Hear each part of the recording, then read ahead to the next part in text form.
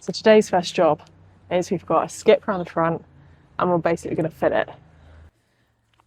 So me and my husband Lawrence are trying our hands at landscaping after a home renovation robbed us blind. We know that it's going to be a massive job with lots of learning on our part to do. So we're breaking it down into mini projects and I'm quietly confident that we've got this. So the first job on today's list is to start clearing the back of the garden. First things first, this bad boy needs to go because it's being held together by a pool noodle.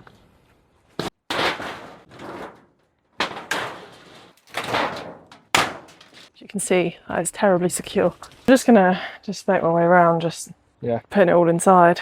Yeah. I don't think it really is that much. No. And I might just need some.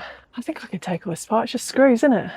Yeah. Just a few screws and just one of them. One of them. Oh my god, what is that? That's like a fucking lobster spider. Maybe that's the guy who bit me. This shed, on top of being rusty and basically falling down, was full of stuff that we never really use. I'm not even in it and I feel spiders all over me. It's just the spillover from the house. And I can't say that I've been in here in probably a year. The audacity of us having a lawn aerator with this garden. So 50% of all of this went in the tip and the rest is now sitting in my kitchen whilst we wait for a new shed to arrive. Mouldy sandpaper. Hey Laurie. Yeah? Do you remember this? I just found it in the shed.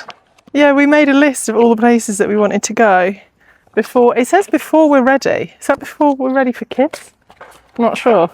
I assume you don't want this. What I was doing in the shed. So the long-term plan for this corner of the garden is we're firstly going to clean all of this up to go right back to basics. The only two things that are staying are the apple trees. They probably need to be staked, but I think they're in good condition and they're a manageable size. And I obviously love the apples to make apple crumbles every single year. Guillotine. A pencil case with the mouldiest pencils. Then we're going to rebuild the back fence, which you'll see later on in this video. We'll then be reinstating the flower border to the left of the shed. We then need to flatten and reseed the lawn. Of course we would store a wheelbarrow spike. And then lastly, we're going to need a new shed that is not falling to pieces because I can't be cooking my Friday night lasagna with my lawnmower in eyeline for much longer. I think we start taking it down now.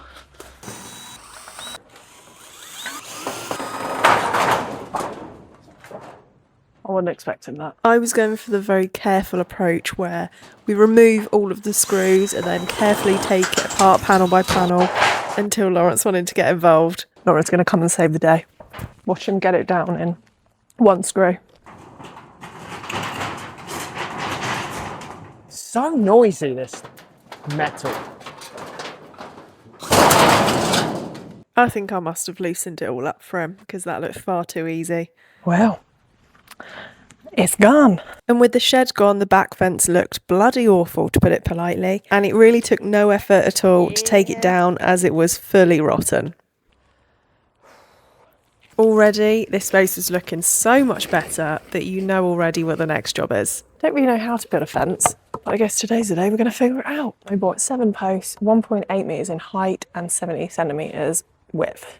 I'm going to work out together how to attach them to this wall. I also want this to be 2 metres high from ground level. I mean, this is ground level. It is 95 to the top of there. So we're going to add 105 with the post. I might actually get something to prop it up against. That might help me out. These are the kind of jobs that you wish you had a third arm. So if we do that... Yeah, 2 metres. Okay. Do 3 fixings. 1 here-ish. 2. 3. Now I'm going to draw some pilot holes in here. They're straight. That is straight. Then I'm going to use this little bad boy. Switch out to a masonry bit. So I made sure that I drilled my holes in the wall deep enough that my 150 concrete screws could go through the post and into the hole in the wall. So now I've got to work out where to put the second one, which is a lot harder. and then the first one. The method I went with in the end was drawing a straight line in pencil on the wall to where I wanted my next post. Then I drilled holes in the same location on the next post and lined the holes up with my pencil line on the wall. That way I knew that my fixings were all level, so my post should also be level. I'm going to try and use these spacers to lift up the post to the right height. Cool. Straighten them up and use this little bad boy. The tool I'm using is a marksman pen, which works by shooting a green dot through the hole in the wood onto the wall, so then when I remove the post I can easily see where to drill. It's a really good tool to have in your toolbox. We're upgrading to the big boy drill. Oh, fuck. That was hot. That is a burn. Just burnt my thumb by touching the drill piece. That is hot. A very rookie error from me, but this SDS drill made light work in this brick wall compared to the original one. I was very impressed with this, and it made the job a whole lot easier. Nice. That burn really hurt, so.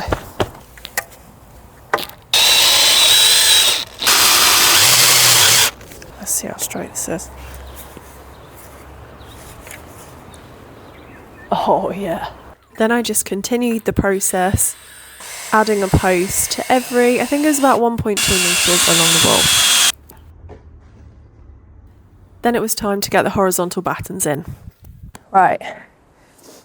So I've got these battens from my local timber merchant, and we're just going to measure up where that ends. Oh my god, that is perfect.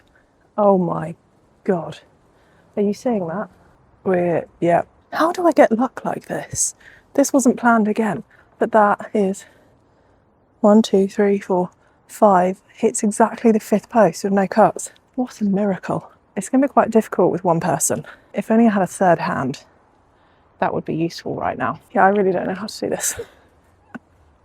Okay, let's use a clamp. I'm going to have to do this end first.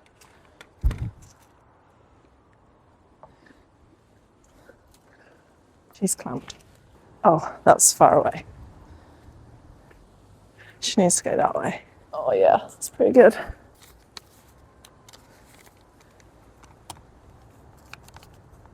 Let's see if it was actually level.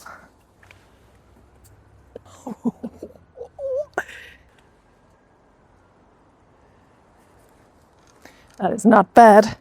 Now I'm going to use 65mm decking screws and screw it to the post. Well, that's interesting. I've actually never managed to get this bit stuck.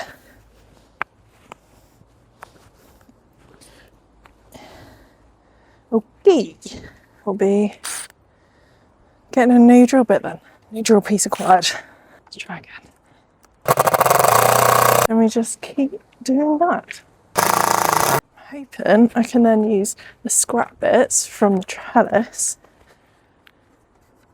Pencil. Pencil. Pencil.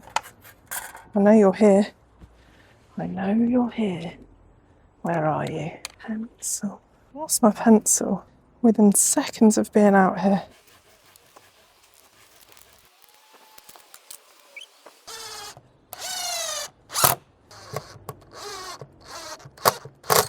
Adding in the horizontal battens is a pretty easy but time-consuming task. But once I got the hang of clamping them to the posts, I then made a pilot hole so my screws didn't split the wood and screwed each batten into the post. Simples. After I'd secured about 10 rows of battens, I then added a vertical one halfway between each post, making sure to use my spacer in between all of the gaps. This gives the fence extra support, and it helps the battens not warp over time to keep the consistent spacing across the whole of the fence.